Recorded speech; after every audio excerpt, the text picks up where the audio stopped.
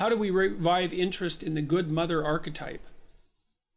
Well, that's a good question. I think it's a good question in part because it isn't really obvious to me that young women in our society are told the truth about what their lives are likely to be like. You know, they're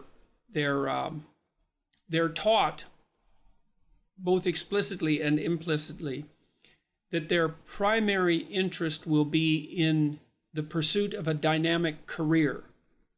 And there's some real problems with that. The first is that the proportion of people who will have a dynamic career in the technical sense is actually quite low, because most people have jobs and not careers. And even in those jobs that might be regarded as careers, much of the work that's done is job-like. I mean, the reason that people pay you to have a job is often because you're required to do things that you wouldn't do if you weren't being paid. And so we glamorize the role of career and confuse jobs with careers and assume that most people are going to end up with high-end careers. And then we also assume that most people, even those who are qualified to have high-end careers, are actually the sort of people who would like to have high-end careers if they could. And that's also often not true. So, for example, I've worked very intensely with a large population of female lawyers, usually partners at large law firms, very, very successful women, usually very attractive, very intelligent, extraordinarily conscientious, and the sort of people who were outstanding in high school and then outstanding as undergraduates and then aced law school and then did their articling perfectly and then became associates and then eventually entered the partner stream in a large law firm and then became partners. And a huge proportion of them wake up around 30, somewhere between 30 and 32, and notice their 65-hour days and the incredibly competitive environment that they happen to be in, and the fact that the demands of their career are only going to accelerate as they move forward. I mean, they're going to make a lot of money, but the demands on their time of their career are only going to accelerate as they move forward, and decide quite rapidly that that's maybe not what they want. And the reason for that is they also would like to have a life. They'd like to have a relationship that they could attend to, and they'd like to have children. And the simple truth of the matter is that it's very, very difficult to have a truly high-end career and have an important relationship and have children, especially if there are two of you trying to pursue that at the same time. It's very difficult. And it's difficult to have a high-end career, period. And it's also difficult to have a fully functional family. Trying to combine those sorts of things makes people who are, I mean, I've seen people do it, but man, they push themselves right to their limits. And they usually have limits that exceed the limits of typical people. So one of the things we could do, for example, to revive interest in the good mother archetype is to stop telling lies to young women about what their life is likely to be like. Because my experience has been, and you might think I'm old-fashioned, although I don't really think I am, by the way. I think I'm actually quite current, and I pay a lot of attention to what's going on around me. And my experience has been overwhelmingly that high-caliber women decide in their 30s that relationship and family is the most important thing in their life. And I think the fact that major law firms, for example, have a really difficult time holding on to their high-performing women, even though they bend over backwards to do that, is actually an indication of exactly that. And this notion that it's a glass ceiling in some sense that are stopping women from advancing up the corporate ladder, I believe to be truly erroneous as well as dangerous. And I don't think there's really any evidence to support that. Someone, Annette Adler says, I have also done better in a lot of things due to your kicks in the ass. Yeah, well, I mean, that's great, Annette. I'm thrilled to hear that. See, part of it, you see, the thing about disciplining someone, let's say, is that when you, and I see this very clearly when I'm talking to young people, is that I'm really on the side of the person that wants to do something positive with their life, to make their own life better, because I think that's where you should start. You should start by maximizing the quality of your own life. That's not a selfish thing, or if it is, it's the right kind of selfishness. And that you should figure out how to do that in a way that's of benefit to your friends and your family and your community. And you should take that deadly seriously. And the reason you should do that is because that just makes life better for everyone. And it reduces a fair bit of the misery that would otherwise be part and parcel of life. And it makes everything function smoothly. And one of the things I'm really curious about is what the world would be like if everybody decided to do that, because human beings are really remarkable creatures, and we hobble ourselves very badly with deception and resentment and revenge and the desire to make things worse and arrogance and all those sins, let's say, that make us deviate from our true path. And our true path should be something like, imagine the noblest aim that you can conceptualize and then sacrifice your life to attempting to attain it. And there's nothing in that that isn't good for everyone. And so apart from the fact that it requires a lot of responsibility, I just can't see why everyone wouldn't do that. And when I'm talking to young people and, shaking my finger and saying, grow the hell up and get mature and take on some responsibility, I'm not saying that because I'm an enemy of the person. I'm saying it because I'm the best friend of the part of them that would really like to walk in the light.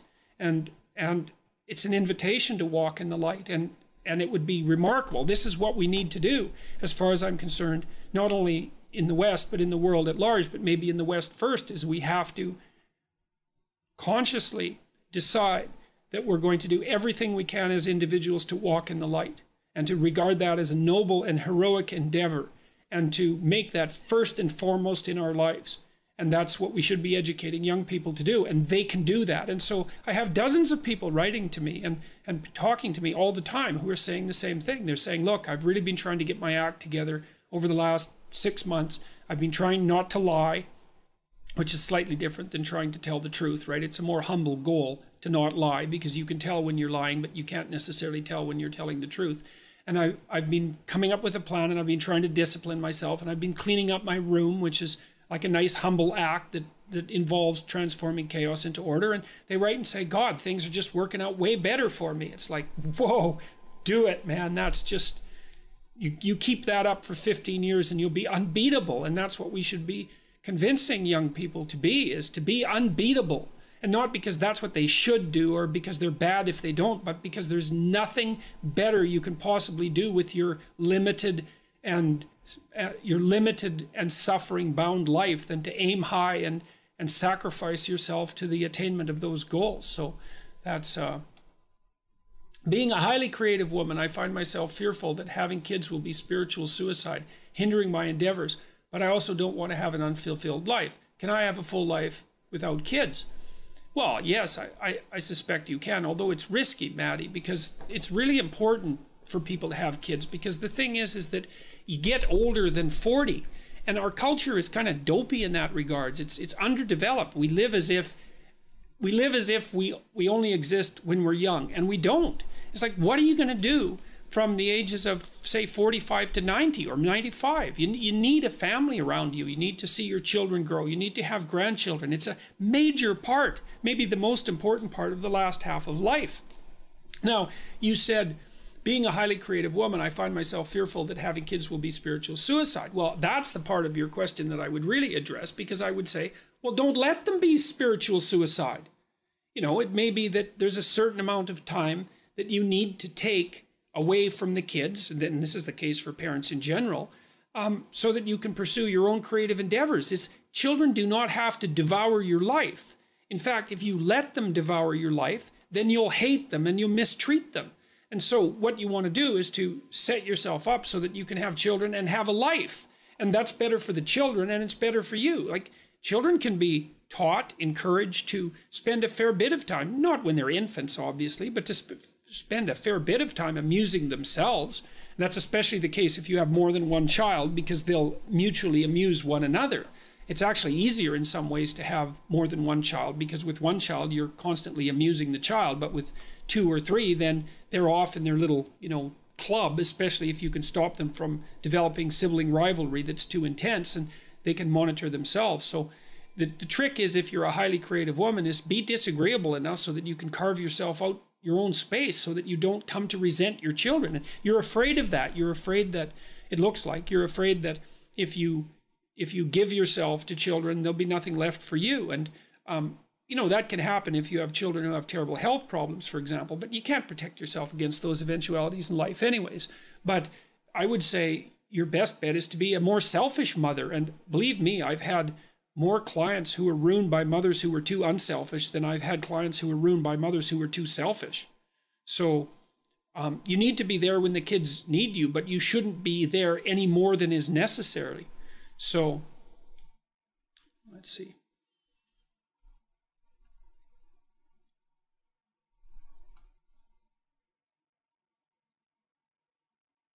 Adam Watts says, I feared having kids for the same reason. I'm a full-time pro artist.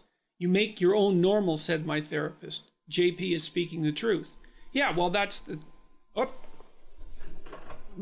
thing.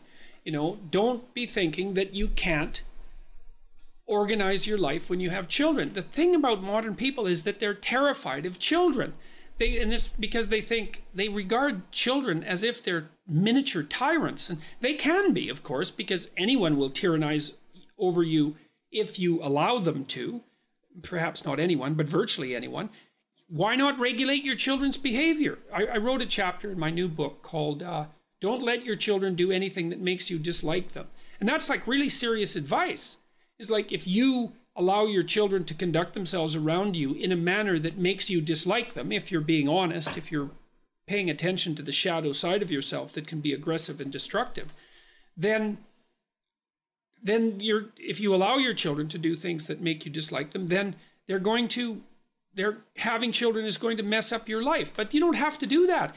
You actually have a tremendous amount of control over the quality of your relationship with your children, and also the manner in which you choose to disperse your time. And I mean, if you're willing to think it through and be clear, you can be in charge of your household. The children don't have to be in charge. And it's not good for them to be in charge anyways. So people are afraid of children, and it's too bad because children are absolutely wonderful. I mean, you have to be careful with them, and they get tired and they get hungry and they get hot, and they don't have an attention span that's as long as an adult who has a long attention span. But they're great company, and they're unbelievably comical, and they love you, and like they give back far more than they take if you have an ounce of sense when you're dealing with them. So yeah, so don't be afraid of children, man. You're the adult, for God's sake. You've got the upper hand, and if you have a partner you can rely on, well then, you know, you can both decide how it is that you're going to run your household so that you're actually thrilled to death that you have kids and that you have a life.